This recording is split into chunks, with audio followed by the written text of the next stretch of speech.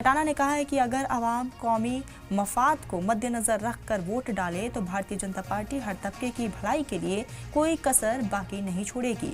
हाल ही में deputy CM के जरिए अपोजिशन पर दिए गए बयान पर भी खटाना ने रद्द अमल का इजहार किया है। उनका कहना था कि नेशनल कॉन्फ्रेंस की क़यादत अब भी आर्टिकल 370 को हटाए जाने से पहले के दौर में जी रही है, जहां उन्हें लगता था कि वो आवाम को जवाबदेह नहीं है। खटाना ने कहा है कि अब वक्त बदल गया है और लीडरान को अपने वादों को निभाना सीखना होगा। उन्होंने ये भी कहा है कि जमहूरियत में जवाबदेही सबसे अहम है और आवाम अब सब देख रही है। जम्मू कश्मीर की पॉलिटिकल सिनेरियो को समझने के लिए आज यहाँ जो हमारे साथ खास मेहमान हैं एमपी जो राज्यसभा के हैं गुलाम अली खटाना साहब हैं, उनसे बात करेंगे। सर, सबसे पहले जो राज्यसभा के इलेक्शन होने वाले हैं, एनसी ने कहीं ना कहीं अपने जो कैंडिडेट्स का ऐलान कर दिया है। बीजेपी का इसमें अभी तक क्या रहा, कहाँ तक जो है वो बात बन पाई है, और उसके साथ साथ मैं ये भी आपसे जानना चाहूँगा कि कांग्रेस और पीडीपी ने भी अभी तक कैंडिडेट्स का जो है वो जो अनाउंसमेंट नहीं किया है, तो इस सिनेरियो को किस नज़र से देखते हैं?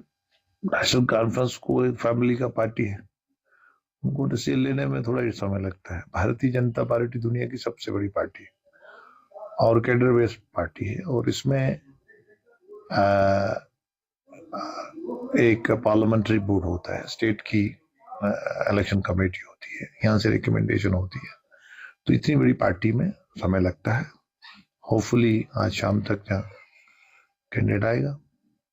तो आपको लगता है कि अच्छा कर पाएंगे इस बार बीजेपी के, फिर से जैसा अभी तक रिकॉर्ड रहा है? तो राज्यसभा के लिए कैसा रहेगा, एमएलए के लिए क्या रहेगी आपकी? हमें लगता है कि एमएलए जो कि वोट डालते हैं राज्यसभा के लिए, वो देश के हित पे वोट डालेंगे और पार्टी पॉलिटिक्स से ऊपर उठ के हमें उम्मीद है। कहीं ना कहीं सर डिप्टी सीएम को देखा गया कि एलओपी के लिए जो है वो अल्फाज का इस्तेमाल कर रहे हैं, कहीं उनको लॉलीपॉप के साथ जो तशबीह दे रहे हैं, कहीं उनको जो क्रिटिसिज्म कर रहे हैं, और उनको और कहीं ना कहीं एलजी साहब को वो क्रिटिसाइज कर रहे हैं। तो उस उनकी बातचीत को और उनके उस बयान को किस नजरिए से देखते हैं? फ्रस्ट्रेशन से कुछ भी बोल सकता है। उन्होंने कभी भी हिसाब नहीं दिया। हम पुराने दिमाग के हैं कि एब्रोगेशन का माइंडसेट है उनका। वैसे भी एक लेजिस्लेटर को ये चीजें अच्छी शोभा नहीं देती, अनपार्लियामेंट्री लैंग्वेज, और किसी के लिए, लीडर ऑफ अपोजिशन के लिए इस तरह की बातें करना, ये इसकी जिस लेवल तक भी मजम्मत की जाए कम है। नेता को आइडियोलॉजी अलग अलग होती है, किसी का जाति, किसी से कोई डिफरेंस, कोई किसी का लड़ाई तो नहीं होता है। पॉलिटिकल जमातें आइडियोलॉजी भी बनती है, आइडियोलॉजिकल डिफरेंसेस होते हैं और लोग अपनी अपनी बात लेके लोगों में जाते हैं। बट वेरी अनफॉर्चुनेट कि आप डिप्टी चीफ मिनिस्टर हैं और आपका भाषा ऐसी है, तो लोगों को क्या देंगे आप? तो कहीं ना कहीं इस बार बीजेपी ने जो है असेंबली इलेक्शंस में बहुत अच्छा किया था, लेकिन फिर भी कश्मीर में खाता नहीं खुल सका। तो उसके लिए आगे के लिए क्या स्ट्रेटजी होगा? देखिए, भारतीय जनता पार्टी एक एमपी से स्टार्ट हुई थी, बीच में बहुत मेहनत करके 100 साल लगा है।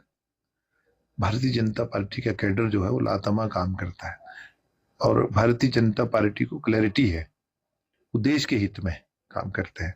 पहले देश, फिर पार्टी, फिर सेल्फ। बाकी जो पॉलिटिकल जमातें हैं, जैसे कांग्रेस है, ज्यादा देर तक हुकूमत में रही है, अभी उसको क्लैरिटी नहीं है कि देश पहले है कि पार्टी पहले। तो भारतीय जनता पार्टी को इसमें कोई डाउट नहीं है।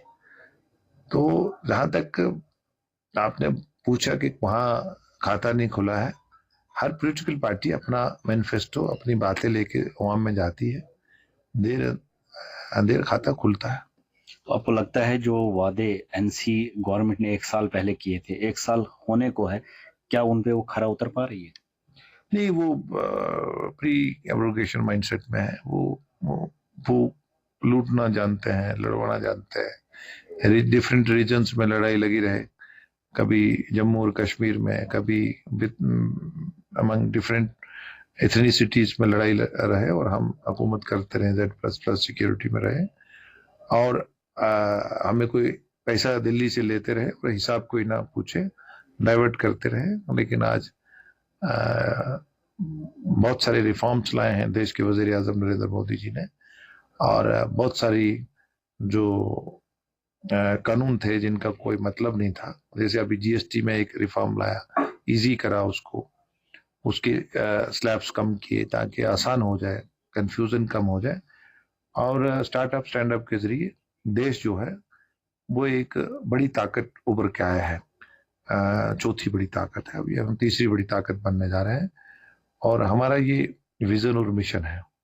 हम ये चीजें नहीं सोचते हैं कि कौन क्या, हम लोगों में जाते हैं, देश के हित के लिए हम काम करते हैं।